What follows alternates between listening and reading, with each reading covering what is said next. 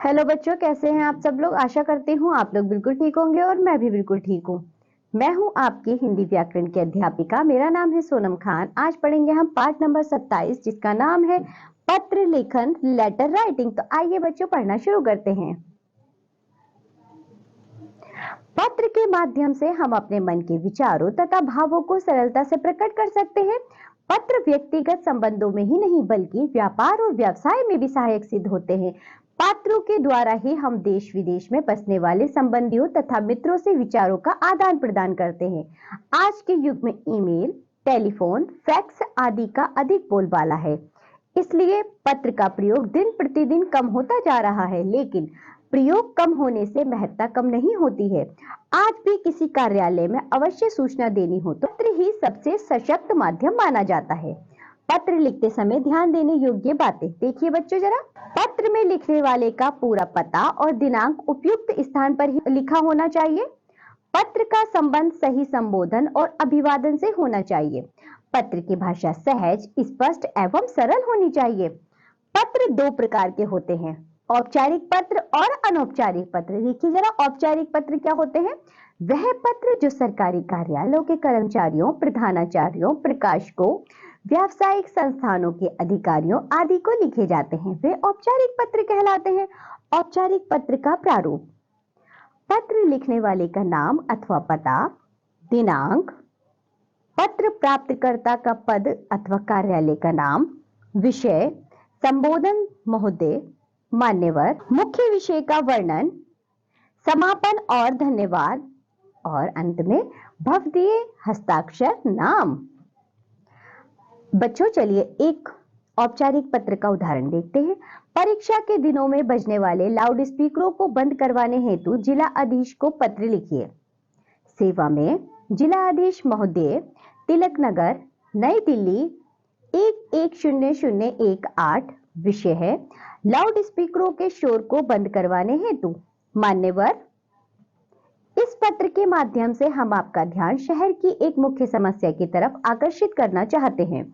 विद्यार्थियों की वार्षिक परीक्षाएं स्कूलों में प्रारंभ होने वाली हैं, परंतु हमारे घर के पास ऊंचे स्वरों में लाउड स्पीकर बजने से बच्चों की पढ़ाई में व्यवधान उत्पन्न हो रहा है।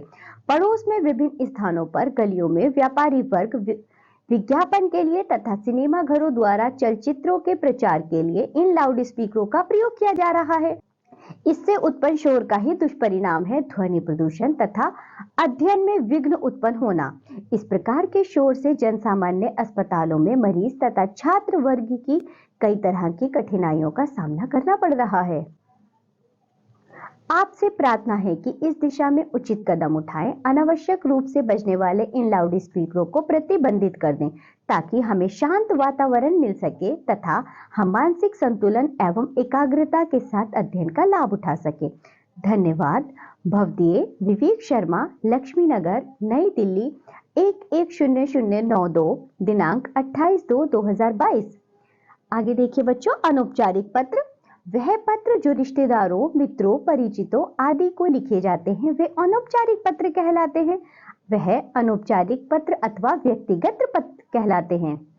अनौपचारिक पत्र का प्रारूप: अनौपचारिक पत्र लिखने का प्रारूप देखिए जरा। नाम, पता, दिनांक, संबोधन में प्रिय मित्र, प्रिय बंधु, पूज्य, पूजनीय तथा आदरणीय आदि। विषय वस्तु यानी कि मुख्य विषय का वर्णन, अंत में नाम। एक अनौपचारिक पत्र का उदाहरण देखिए। पुरस्कार प्राप्त होने पर अपनी बड़ी बहन को पत्र। F 155/5, रमेश नगर, नई दिल्ली 110015। दिनांक 10/5/2022। आदरणीय दीदी, सादर प्रणाम। आपका पत्र मिला था, मैं यहाँ कुशलतापूर्वक हूँ। आशा है आप सभी कुशलतापूर्वक होंगे। आपको जानकर प्रसन्नता होगी कि मुझे इस वर्ष का सर्वश्रेष्ठ समाज सेवी पुरस्कार मिला है। यह पुरस्कार यहाँ की प्रसिद्ध संस्था मानव सेवा समाज द्वारा दिया गया है। मैंने अपने विद्यालय की ओर से कारगिल युद्ध में शहीद हुए सैनिकों के परिवारों की सहायतार्थ प्रधानमंत्री राहत कोष में देने के लिए 12,000 रुपए एकत्र किए थे। किसी विद्यार्थी द्वारा एकत्र की जाने वाली यह सबसे अधिक राशि थी। हमारी प्रधानाचार्य श्रीमती राधिका वर्मा भी समारोह में उपस्थित थी। हमारे विद्यालय को भी सबसे अधिक धनराशि एकत्र करने के लिए पुरस्कृत किया गया। आदरणीय जीजा जी को मेरा प्रणाम कहिएगा। अनुज और शोभा को मेरा प्यार। आपकी प्रिय बहन सविता। एक और उदाहरण देखिए बच्चों अनौपचारिक पत्र का। कविता प्रकाशित होने पर मित्र को पत्र लिखिए। ए 195/1 शास्त्री नगर, नई दिल्ली 110031, दिनांक 2/3/2022। प्रिय मित्र, तुम्हें जानकर प्रसन्नता होगी कि मेरी कविता नव भारत टाइम्स के रविवारीय अंक में प्रकाशित हुई है। हमारी हिंदी की अध्यापिका श्रीमती राधा शर्मा ने विद्यालय पत्रिका की एक कविता लिखने के लिए कहा था। मैंने कविता लिखकर उन्हें दिखाई तो उन्होंने उसे समाचार पत्र में भेजने के लिए कहा। उनके कहने पर मैंने कविता भेजी थी। कविता प्रकाशित हुई तो मैंने सबको दिखाई। प्रधानाचार्य के कहने पर मैंने ये कविता प्रातःकालीन सभा में सभी विद्यार्थियों के समक्ष सुनाई थी। अपनी रचना प्रकाशित होने पर अद्भुत आनंद मिलता है। तुम इन दिनों क्या कर रही हो? माताजी, पिताजी और राजेश भैया को मेरी ओर से प्रणाम करना। तुम्हारी प्रिय सखी मोहिनी वर्मा।